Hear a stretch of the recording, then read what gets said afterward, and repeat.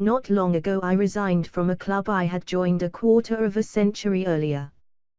The secretary thanked me politely for having been a member, and wished me all the best for the future.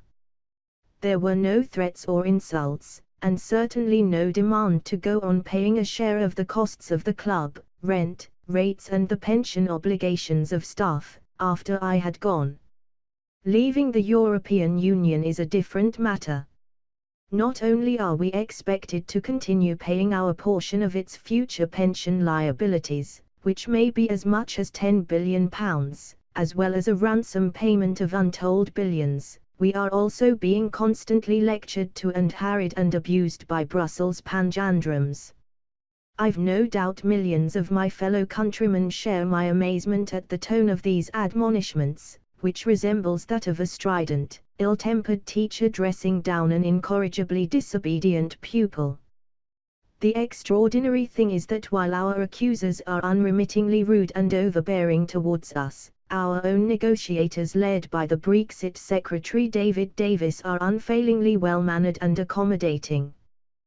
The most risible of the EU bother boys is Jean-Claude Juncker, President of the European Commission.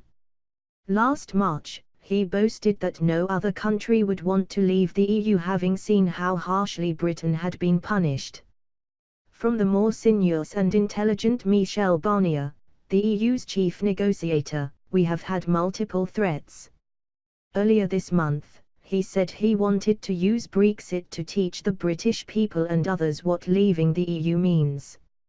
Only last week, in a characteristically terse and charmless intervention, he insisted that Britain produce its Brexit proposals as soon as this week. I marvel that Mr. Davis can keep his cool under such provocation. Then there is the irascible Guy Verhofstadt, the European Parliament's man in the talks, who endlessly chides the government. He declared its plan was not serious, fair or even possible given the negotiating time remaining. British politicians needed to be more honest about the complexities Brexit creates. Another member of the gang is Donald Tusk, President of the EU Council.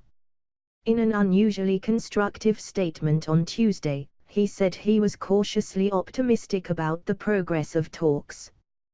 But he then spoilt it all by insisting there was not sufficient progress yet to begin discussions over a trade deal. By that he means the EU sets the agenda and timetable for talks, not us.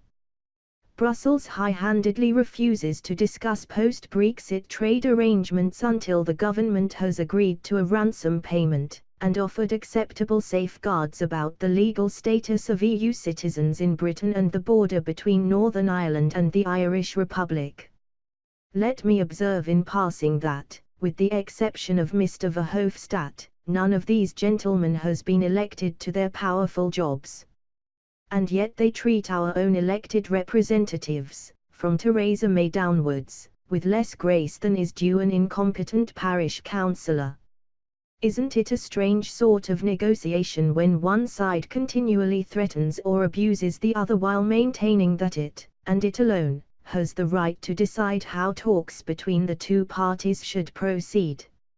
Needless to say, I find it is highly offensive that a respectable, law-abiding and hardly negligible sovereign state should be intimidated in this way by a bunch of mostly unelected bureaucrats.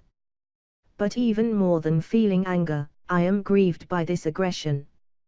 Despite deciding to leave the EU, and what a peremptory and arrogant organization it is in the hands of Barnier and his intemperate colleagues, we are part of Europe, and wish to remain friends with all its countries. History seems to count for nothing in the minds of these bullies. Have they forgotten how, more than 7 decades ago, Britain impoverished itself, and sacrificed hundreds of thousands, in helping to restore freedom to the European continent? And throughout the Cold War, British troops in Germany played a leading role in defending Western Europe against the threat of a Soviet invasion. There may be no such thing as abiding gratitude in the affairs of nations. Yet the absence of even a few tattered remnants of respect or affection in these supercilious bureaucrats is shocking. I can understand that they may have been hurt and bewildered by our decision to leave, and they should feel that their plan for a united Europe has been imperiled. But there is no justification, after the horrific history of the last century, when this country bled itself for the freedom of Europe in 2 world wars, for the constant rebukes, and the imprecations of punishment. A punishment, moreover, which if delivered would damage EU countries at least as much as us, since they enjoy a considerable trade surplus with Britain, which post-Brexit will be the European Union's biggest trading partner. The truth is that until this moment the government has played the game entirely on the EU's terms, accepting their agenda instead of our own, and absorbing their brickbats without complaint or hint of retaliation.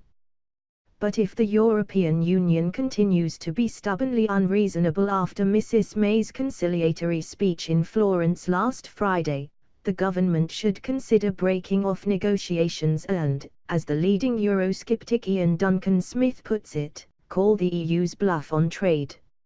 In their infuriatingly schoolmasterly way, EU leaders will consider at their summit in just over 3 weeks whether sufficient progress has been made on talks for them to allow all important trade negotiations to go ahead.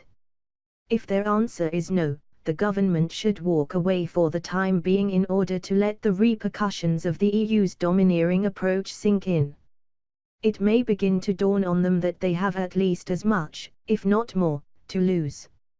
According to an entirely plausible report by researchers at Belgium's University of Leuven which was published earlier this week, in the event of there being no agreement, and Britain reverting to World Trade Organization tariffs, the EU would lose more than twice as many jobs as this country.